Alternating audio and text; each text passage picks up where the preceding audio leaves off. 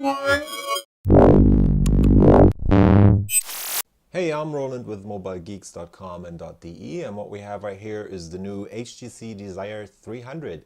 It has actually been announced in Europe and Germany for a couple of months, but it's basically just gotten its start coming to market in Taiwan, HTC's home country, and it's basically the new low-end smartphone from HTC, which is supposed to be the bottom of their portfolio. It has a Qualcomm Snapdragon S4 MSM 8225 dual core at 1.0 gigahertz in there. There's 512 megabytes of RAM and 4 gigs of onboard flash storage, but you can extend that using an SD card slot. And yeah, let's get it out of its box. It comes in this box that's fully made out of paper. Just quickly for you to check out the specs again right there. All it says on the back. It's got a 4.3 inch screen, and yeah, let's get it unboxed then. As I said, paper box, and there's the phone already. And as you can see from the boxing, or from the design of the box and from the phone in its foil, it looks kind of like the HTC One, or it's at least inspired by the design of the HTC One, but there's a couple of changes which I'm gonna come to in a second. Let's go further down into the box. We have all this paperwork, warranty statement in a couple of different languages. Interestingly, this device obviously came from Greece.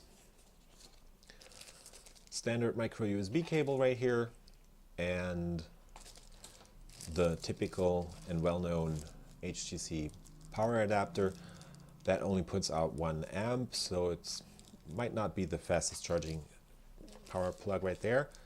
Standard headset. I'm not gonna unwrap those because yeah, just standard stuff. And let's get to the phone. I'm gonna pull it out of its cover foil right here for you, and there you go. It looks kind of like the HTC One, but they're using cheaper materials, and it's definitely a lower spec device. What's to notice is actually they have those only 2 capacitive buttons underneath the screen. So you get a home button and a back button, and that's basically it. There's no menu button in here because Android is nowadays using mostly software buttons for everything. So HTC actually chose to drop the menu button on this. We have a single speaker up here. There's no boom sound on this, so you only get 1 speaker bar that's up on top. That's a VGA camera right there. If you can see this right here, those are actually the light sensors back here.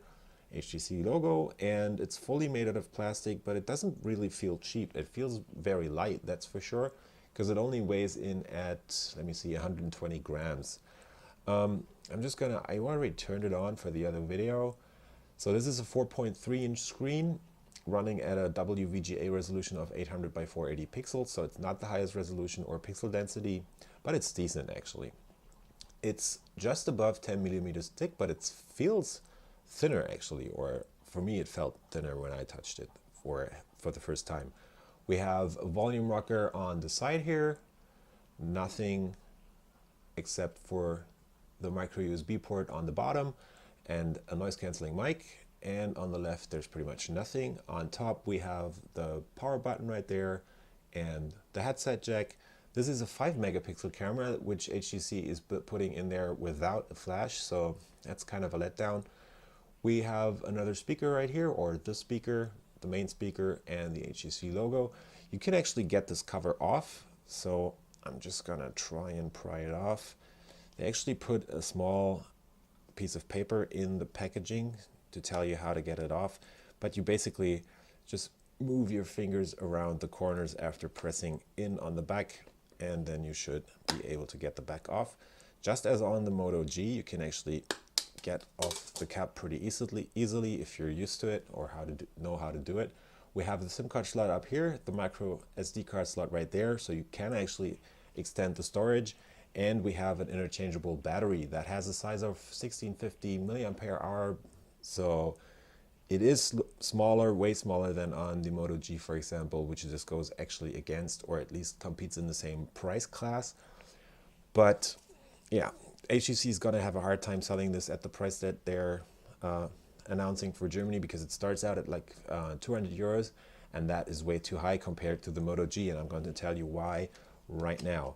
Because I have my Moto G right here, which I'm nowadays using as my daily driver, and it's actually smaller than the HTC Desire 300. Desire 300 has a 4.3 inch screen only, but HTC is kind of wasting a lot of space around the device on the bottom and the top. So the screen on the Moto G is actually a 4.5 inch screen, so it's bigger, but the phone itself actually comes out smaller. I'm just going to turn off the automatic brightness right here, and it also has 720p resolution on the Moto G, and the HTC Desire 300 only has 800 by 480 pixels.